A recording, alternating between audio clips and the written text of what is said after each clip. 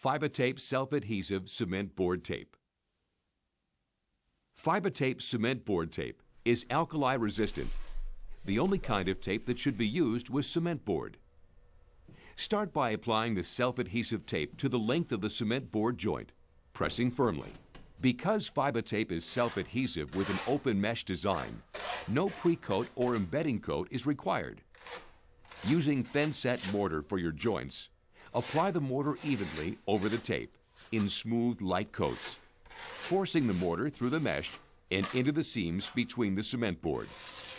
Only one coat of mortar is needed, so once the mortar has completely dried, you're done.